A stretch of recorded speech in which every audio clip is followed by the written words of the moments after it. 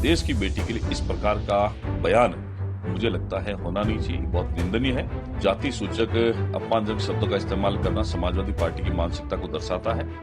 ये विपक्षी इंडिया गठबंधन की सामूहिक मानसिकता है। भारतीय जनता पार्टी के एनडीए गठबंधन को रोकने के लिए जो उन्होंने एक गठबंधन बनाया है, केंद्र में वो साथ रहने का प्रयास करते हैं, लेकिन अलग अलग राज्यों में उनकी अलग अलग मानसिकता है, अलग अलग विचार है, वहां अलग अलग तरीके से चुनाव लड़ते हैं।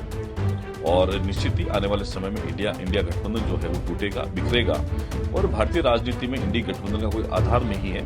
पहली बार राजस्थान में इस सरकार के द्वारा, मुख्यमंत्री के द्वारा ये दिखाया गया है कि दिव्यांगों के साथ में सरकार कितनी संवेदनशील है। देखिए, समाजवादी पार्टी हो या कांग्रेस हो या कोई भी विपक्षी दल हो, इंडी गठबंधन की अगर बात करें, इंडी गठबंधन एक ऐसा गठबंधन है जिसको ठग बंधन भी कहा जाना चाहिए। और देश में जिस प्रकार का उन्होंने वातावरण बनाया है, देश विरोधी गतिविधियां जो भी करते हैं उनके साथ में ये गठबंधन खड़ा होता है। आज जब भारत की सीमाओं पर हमारे सैनिक हैं, हमारी बहनें हैं, व्योमिका सिंह जो हमारी बेटी है, बहादुर बेटी है, जिस तरीके से पाकिस्तान के खिलाफ उन्होंने वीरता का प्रदर्शन किया है, उसके बारे में एक जाति सूचक अपमानजनक शब्दों का इस्तेमाल करना समाजवादी पार्टी की मानसिकता को दर्शाता है। ये विपक्षी इंडिया गठबंधन की सामूहिक मानसिकता है। इसकी जितनी निंदा की जाए वो कम है। देश की बेटी के लिए इस प्रकार का बयान मुझे लगता है होना नहीं चाहिए, बहुत निंदनीय है। और कहीं न कहीं ऐसा लगता है कि सत्ता के वियोग में ये लोग अजीबोगरीब बयान भी देते हैं, जो राष्ट्र के लिए भी ठीक नहीं है और ऐसी बहादुर बेटियों के लिए भी किसी प्रकार से जायज नहीं ठहराया जा सकता।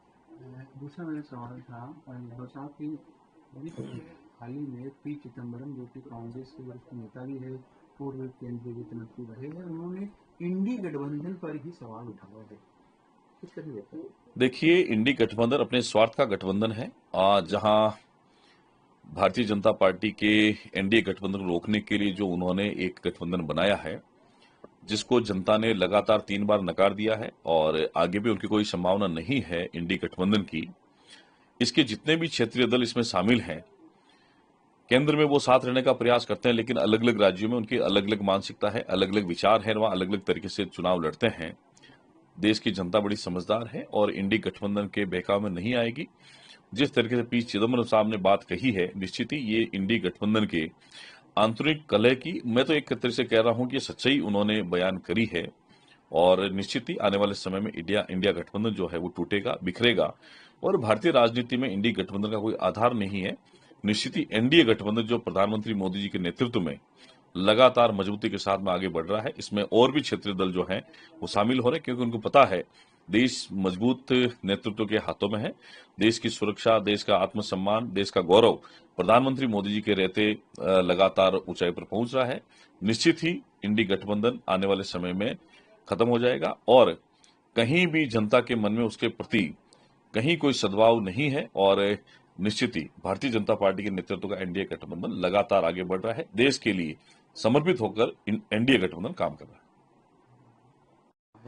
मुख्यमंत्री जी ने जो बजट घोषणा की थी, पिछले साल की तुलना में इस बार दिव्यांगजनों को कितनी स्कूटियां दी जाएगी, कब से इसके वितरण का काम शुरू हो जाएगा, क्या प्रोग्रेस है इसमें? देखिए, हमारी सरकार, माननीय मुख्यमंत्री भजनलाल शर्मा जी की संवेदनशीलता का ही परिणाम है कि पिछली बार हमने 2000 दिव्यांगजनों को स्कूटी दी है और इस बार हमने बजट में मुख्यमंत्री जी ने 2500 स्कूटी का घोषणा करी है। 15 मई तक हमने आवेदन लिए हैं, आवेदन हमारे आ चुके हैं, लेकिन फिर भी और अधिक मौका देने के लिए इसकी तारीख को हम लोग 1 सप्ताह के लिए बढ़ा रहे हैं। लगता है जुलाई से पहले पहले सभी 2500 स्कूटी जो है दिव्यांगजनों को वो वितरण कर दी जाएगी।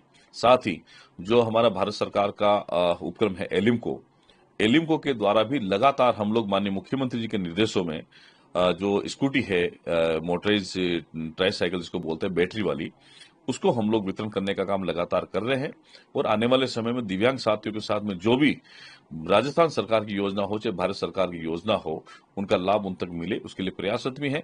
अभी हम लोग कैंप भी लगा रहे हैं राजस्थान सरकार के माननीय मुख्यमंत्री भजनलाल शर्मा जी के निर्देश अनुसार, कि जहां भी पूरे राजस्थान में हम लोग कैंप लगा रहे हैं, जहां उनके यूडीआईडी कार्ड भी बनेंगे, उनको जो रोडवेज के पास है वो भी मिलेंगे, उनके जितने भी फायदे हैं वो सब उनको मिलेंगे। और जो उपकरण है पहली बार राजस्थान में इस सरकार के द्वारा, मुख्यमंत्री के द्वारा ये दिखाया गया है कि दिव्यांगों के साथ में सरकार कितनी संवेदनशील है।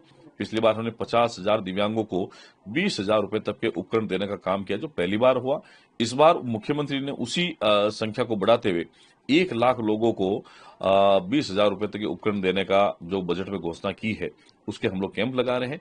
कैंप में चिन्हित करेंगे कि दिव्यांगों को किस प्रकार की उपकरण की आवश्यकता है, उसके लिए भी हम लोग कर रहे हैं। और एक रिसर्च जो कैंप है वो भी हम लोग लगा रहे हैं मुख्यमंत्री के निर्देश के अनुसार, ताकि राजस्थान का कोई भी दिव्यांग जो है वो सरकार की योजनाओं से वंचित भी न रहे और उनका चिन्हित भी हो जाए, उनको किस उपकरण की आवश्यकता वो भी लिस्टिंग हो जाए और उनके यूडीआईडी कार्ड बन जाए, ताकि यूडीआईडी कार्ड बनने के बाद में सरकार की योजनाओं का लाभ उन तक पहुंच जाता है।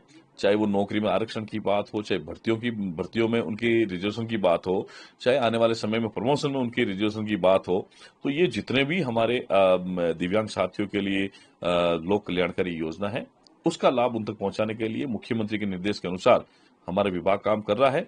और निश्चित ही आने वाले समय में दिव्यांग साथियों के लिए और भी अच्छी अच्छी योजनाएं जो है वो हम लोग लेके आ रहे हैं मुख्यमंत्री के निर्देश के अनुसार, और उनका इसका पूरा फायदा मिलेगा।